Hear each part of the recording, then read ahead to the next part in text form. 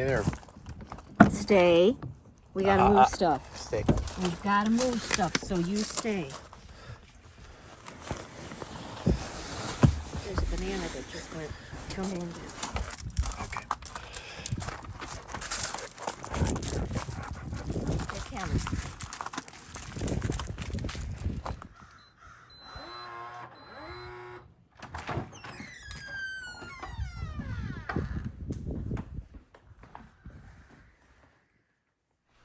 Hello, welcome back to Tale 3 Cabins. We're down here in Tennessee, and a day that we've been dreading is finally here. One that's going to obstruct some of our nice views that we've gotten used to in the last 3 or 4 years. But our neighbor has finally decided to rebuild their property, and they started back in September. And it's going to affect a part of our view, but we're still going to have the nice view going straight out to the back. We're still going to have the same view on this side and over this way, but we're going to have a next door neighbor. Cabins going up here, and probably by next summer they should be up and running and renting.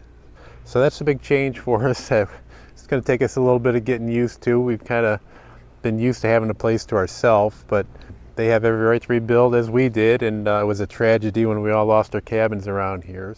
But we've got our list of items that we got to take care of, and for every item on our list there's usually 2 more things we find once we get down here. A few unusual things that we found this trip, so why don't you come check it out.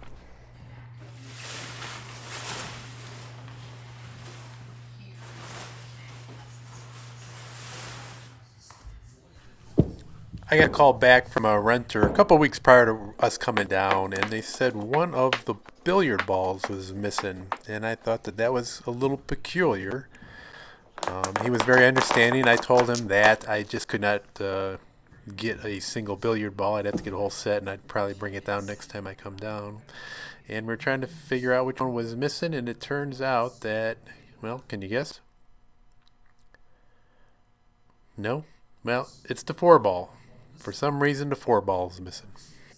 And it would be nice if you could just buy one single billiard ball, but that just doesn't exist. So I bought a whole new set. I was able to find something that matched what we already had. Brought that down. I do not know what the significance of a 4-ball is. I do not know where it is. The cleaners looked for it. The renters looked around for it. Perhaps I'll find it down in the grass down below the hillside or something. Maybe the people that took it worship the 4-ball. Maybe there's some sort of sick cult that believes in some kind of magical powers by the 4-ball. I just really don't know. It could have been part of an obscure scavenger hunt. But for now, the 4-ball will remain a mystery.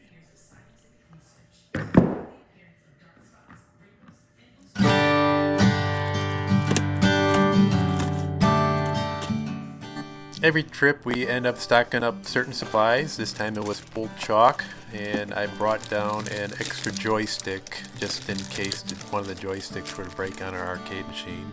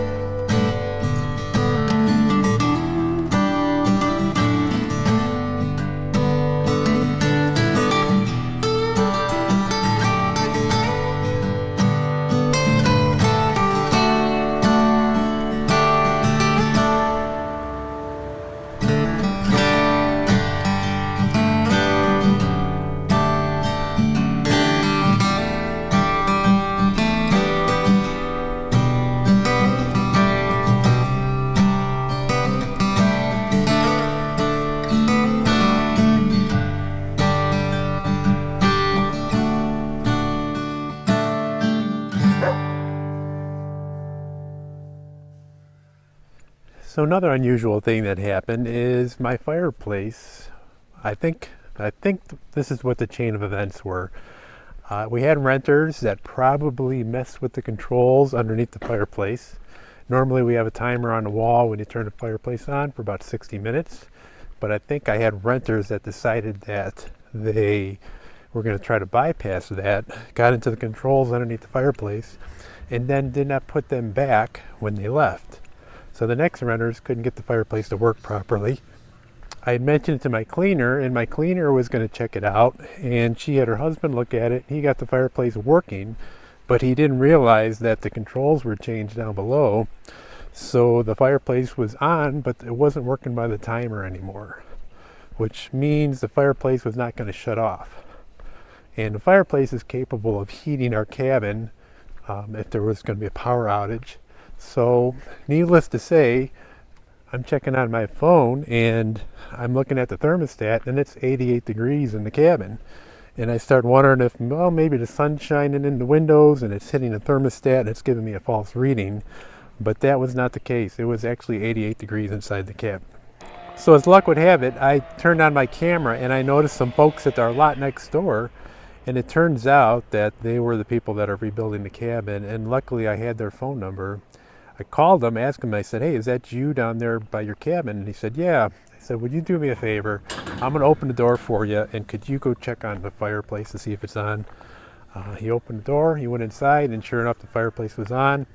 And he was kind enough to shut things off for me and averted probably what could have been a nice catastrophe. Either the renters would have showed up and it would have been about 100 degrees in there, which would have been perfect, I guess, if we had bed bugs and we were trying to eliminate them. But it would have been overly warm, or there could have been a nice little fire hazard. So a little tip, if you're going to have some rental property, it's always good to get to know as many people around that area as possible, because you never know when you might need to reach out to somebody. And this just so happened to come in handy for me. If you watch most of my videos, you probably know I built a pole barn not that long ago, and I've been trying to organize it. And I was trying to order these cabinets from Costco, but they were out of stock in my area. But when I punched in the zip code for our cabin, they were available and deliverable to our cabin. So I ended up ordering them, tried to schedule a date when we were going to be up here in Tennessee, and they did show up. They showed up in quite a big box, but our goal is to kind of separate everything for now, set it aside. We're going to put it under our side porch there to try to keep it out of the weather for the next couple of days, and then see if we could pack it all in the truck and take it home. Hey, I'm down here in one of the basements of one of our HOA members, one of their cabins. We have these storage tanks in about 4 other areas in the community, and it holds quite a bit of water. Some of these basements have 15,000 gallons, 20,000 gallons stored in the basement, and it's kind of a buffer to keep up with our well should there be a high demand or something happens in the community, whether there's a water main break, just a quick turnover like on a holiday like the 4th of July's and every hot tub is being filled up. So these areas are pretty important to us in maintaining a steady supply of water throughout the community. So I'm down here setting up a camera so we can better monitor what's going on down here if there should be an issue. And we have a couple cameras in some of the other rooms like this, so we can narrow it down if something is going on. A gentleman who kind of maintains this area can monitor these cameras and try to isolate exactly where the issue might be, diagnose it a little quicker, maybe catch it before we have a water shortage throughout the community. And all this is just a simple internet Wi-Fi camera. It's just going to focus on a tube here that shows us the water level of all these tanks inside the basement here. And we can tell if the water level drastically starts going down. And then in the background, you can hear if this pump is running or not.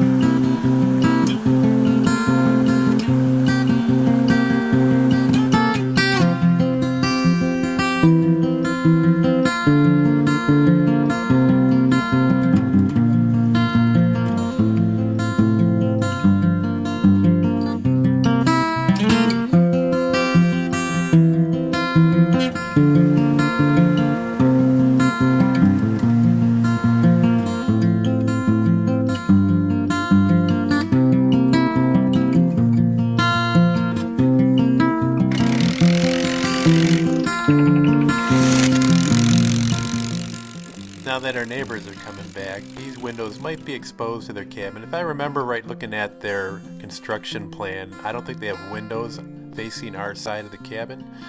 But construction workers are going to be working on this place, and they might have a bird's eye view right through those windows, so we put some blinds up.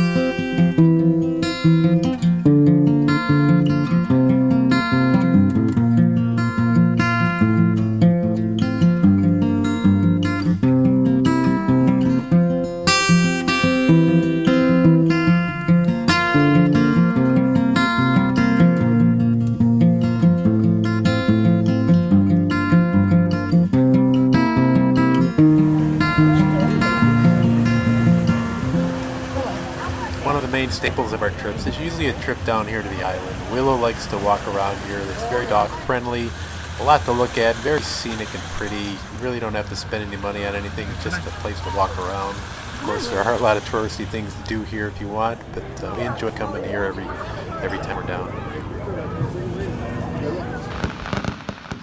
Dollywood puts on a Winterfest in early November. It goes until January 2nd, and every night they have fireworks. So I decided to take my drone out from our cabin, which is about 2 miles away from the way the drone flies, and try to get a nice shot of the fireworks. And it was a little bit daring. I had enough battery power to get me back, but it was kind of neat.